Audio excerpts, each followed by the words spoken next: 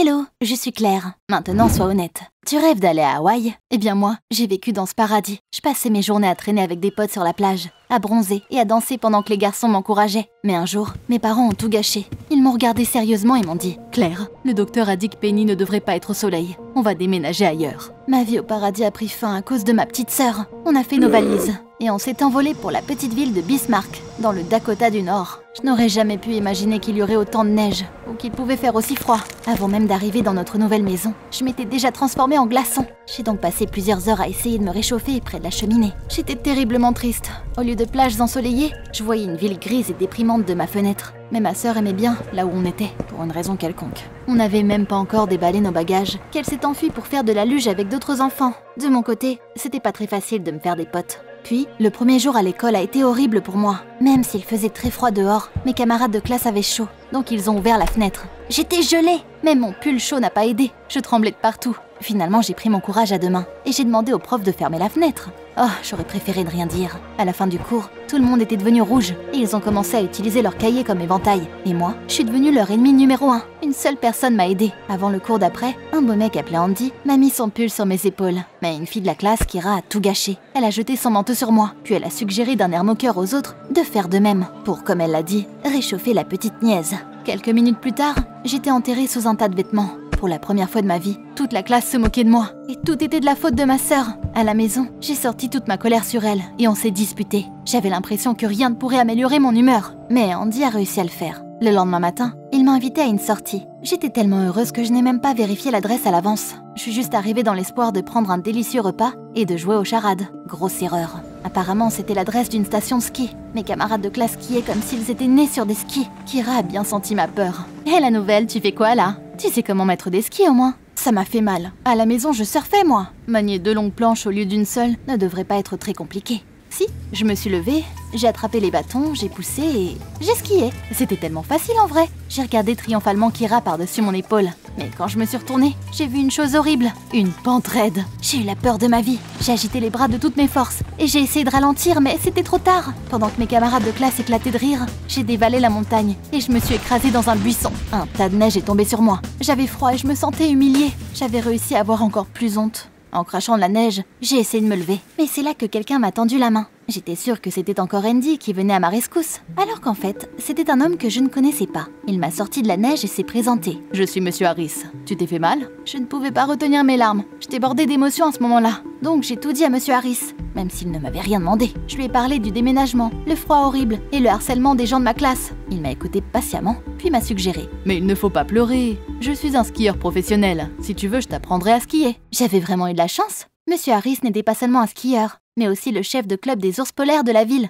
Tu sais, c'est un club de natation de casse-cou qui se baigne dans des trous de glace et se verse de l'eau glacée sur la tête. Mon nouvel ami m'a suggéré de les rejoindre au moins une fois. Peut-être que j'aimerais bien et que j'apprendrais à affronter le froid. Il n'avait pas besoin de faire beaucoup d'efforts pour me convaincre. Ce soir-là, je suis arrivée à un étang dans le parc. Des gens en maillot de bain plongeaient dans l'eau glacée. J'ai eu la chair de poule juste en les regardant et j'étais sur le point de partir. Mais au dernier moment, j'ai vu Andy parmi ces fous. J'ai décidé que c'était maintenant ou jamais et j'ai sauté dans l'étang après lui. Mais Andy ne m'a même pas vue. Après, c'était pour le mieux honnêtement. Je suis remontée sur le rivage avec le souffle coupé et je gémissais de douleur. Il y avait un vent glacial et tous mes vêtements se sont recouverts d'une croûte de glace. Je ne sentais plus mon corps et j'ai regardé Monsieur Harris, impuissante. Heureusement, il est venu à ma rescousse. Il m'a ramenée à la station de ski, m'a donné des vêtements de rechange, puis il m'a renvoyée chez moi en taxi. Mais je ne m'en sortais pas aussi facilement. Je suis tombée très malade et j'ai passé 3 jours à la maison avec de la fièvre. Après ça, beaucoup de personnes ne se seraient probablement plus jamais approchées d'un trou de glace. Mais pour une raison quelconque, j'avais vraiment bien aimé et je voulais revivre ces sentiments. J'ai récupéré de ma maladie et j'ai décidé de réessayer. Sauf que maintenant, je suivrai toutes les règles. Sous la direction stricte de Monsieur Harris, je suis entrée dans l'eau glacée et j'ai commencé à respirer. Comme il me l'avait dit, ma peur a disparu. Je me suis détendue, j'ai plongé et je suis sortie doucement de l'eau. Imagine ça un peu, je n'ai même pas eu froid. Sur le rivage, je me suis enroulée dans une serviette et j'ai regardé autour de moi. Malheureusement, Andy était introuvable, mais les autres gars ont vu mon succès et ils l'ont clairement aimé. Ah, ça m'avait manqué ces regards admiratifs.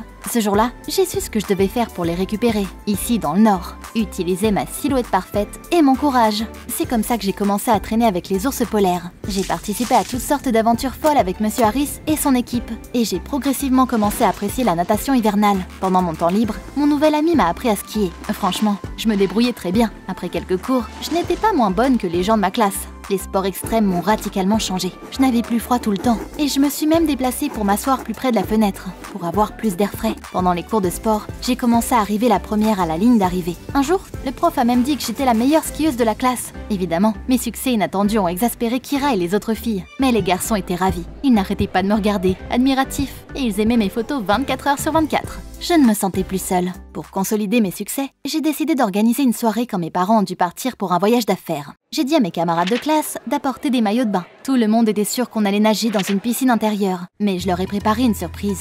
J'ai installé des transats dans la cour enneigée et je me suis allongée sur l'un d'eux, en maillot de bain, un cocktail à la main. Comme si j'étais sur la plage. T'aurais dû voir leur visage. Ça n'avait pas de prix. Surtout quand je les invitais à me rejoindre. Les filles n'aimaient visiblement pas cette idée. Mais les garçons étaient contents. Ils se sont déshabillés, puis ils ont rapproché leur chaise longue de la mienne. Et ils ont commencé à m'apporter des boissons. Je me sentais à nouveau comme une star. Comme si j'étais de retour chez moi dans le sud. J'étais tellement excitée qu'on a même fait une bataille de boules de neige avec mes camarades de classe à moitié nus. Au milieu de tout ce plaisir, je n'ai même pas remarqué tout de suite qu'Andy avait disparu quelque part. Les filles sont vite parties aussi. Elles n'ont jamais enlevé leur veste chaude. Et apparemment, étaient fatiguées d'envier mon succès avec les gars. La seule fille qui restait à ma soirée, c'était Penny. Mais elle n'avait tout simplement pas le choix. Nos parents l'avaient confiée à mes soins. Et elle construisait docilement un bonhomme de neige dans la cour. Après m'être assurée que tout allait bien avec ma sœur, j'ai continué à m'amuser. Le soir, après avoir dit au revoir aux derniers invités, je me suis couchée heureuse. Le matin, je me suis fait réveiller par des notifications. J'avais reçu une tonne de messages de mes camarades de classe. Ils m'envoyaient des photos de la soirée et ils m'invitaient à des promenades après les cours.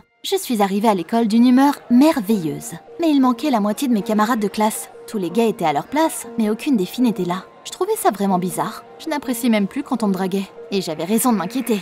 Après l'école, mes parents ont été appelés chez le directeur. J'avais très peur. Et je me demandais pourquoi. Après tout, je n'avais rien fait de mal. Maman et papa n'étaient pas encore rentrés de leur voyage d'affaires. Donc j'ai appelé Monsieur Harris.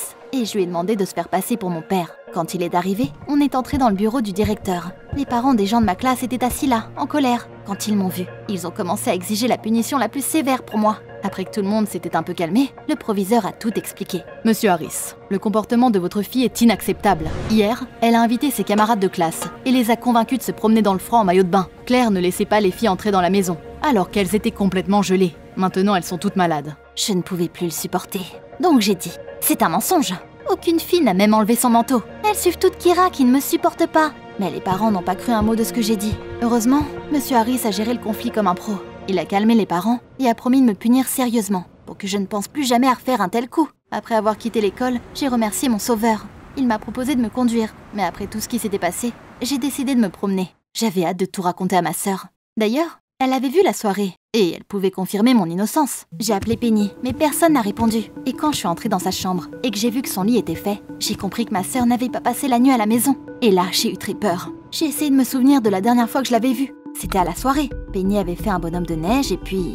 Je ne me souvenais pas de ce qui s'était passé après ça. Peut-être que mes potes s'en souvenaient. J'ai appelé tous les garçons qui étaient là. Ils ont dit qu'ils n'avaient pas vu ma sœur. Aucun d'entre eux n'a même proposé son aide. Je suis restée seule avec mon problème. La seule idée qui m'est venue à l'esprit, c'était de rappeler Monsieur Harris. Il est vite arrivé chez moi. J'ai sauté dans sa voiture et j'ai vu ma sœur sur la banquette arrière. Penny pleurait et ça m'a vraiment énervée. T'étais où? Espèce de petit monstre! J'ai essayé d'ouvrir la porte, mais elle ne s'ouvrait pas. Puis Monsieur Harris a accéléré d'un coup. Je ne me sentais pas du tout à l'aise. Dans le rétroviseur, j'ai vu Andy debout devant ma maison.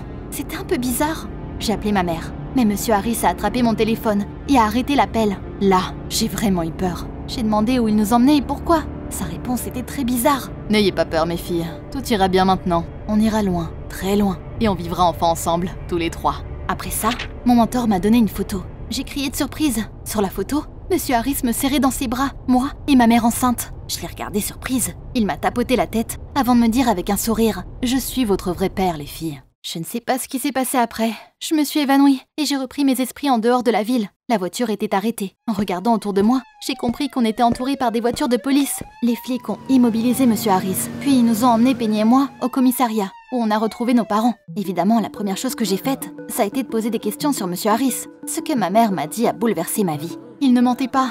John Harris est votre père par le sang. Quand tu étais très jeune, ton père était une vraie star du ski. mais il était tellement passionné par sa carrière qu'il n'avait pas assez de temps pour sa famille. Finalement, ça m'a fatiguée et j'ai demandé le divorce. Mais John n'était pas d'accord. Surtout quand il a découvert qu'il aurait bientôt une deuxième fille. J'ai décidé de m'enfuir quelque part, où il ne me retrouverait certainement pas. J'ai rassemblé toutes mes affaires et j'ai fui vers le sud. Penny est née là-bas. Au début, on n'était que toutes les trois. Puis j'ai rencontré quelqu'un d'autre. On a décidé que ce serait mieux si vous le considériez comme votre vrai père. J'étais sous le choc. Maintenant, je comprenais d'où je tenais mon sang chaud et mon talent pour le ski. Mes parents ont passé tout le chemin de la maison à essayer de me faire parler, mais j'étais perdue dans mes pensées. Quand on est rentré à la maison, j'ai dit que je voulais être seule et je me suis enfermée dans ma chambre. C'est là qu'Andy a sonné à la porte. Dans toute cette agitation, j'avais complètement oublié que je l'avais vu quand on s'était éloigné de la maison. La première chose que j'ai demandé, c'était ce qu'il faisait près de chez moi. Monsieur Harris est venu à la soirée d'hier soir, puis je l'ai revu à l'école. Ça m'inquiétait qu'il passe autant de temps avec toi. J'ai décidé de le suivre. Et j'ai vu qu'il vous emmenait quelque part. J'ai noté le numéro de la plaque d'immatriculation, puis j'ai appelé la police. J'ai remercié Andy pour son aide et lui ai raconté mon histoire. J'étais terriblement en colère contre mon père. Mais Andy m'a changé les idées. Monsieur Harris parlait souvent de sa fille. Je ne savais pas qu'il parlait de toi. Tu lui manquais et il rêvait de te rencontrer. Je me sentais un peu désolée pour papa. J'ai convaincu ma mère d'abandonner les charges contre lui. Et mon père a été libéré. Quand on s'est retrouvés, il m'a serré dans ses bras. Et il m'a dit qu'il nous cherchait depuis de longues années. Après nous avoir enfin vus, c'était comme s'il était devenu fou. Et il a voulu nous emmener pour ne plus jamais nous perdre. Quelques mois plus tard, j'ai emménagé avec mon père. Ça a été compliqué de convaincre ma mère. Je lui en veux encore de nous avoir menti pendant tant d'années. J'aimerais bien passer du temps avec papa.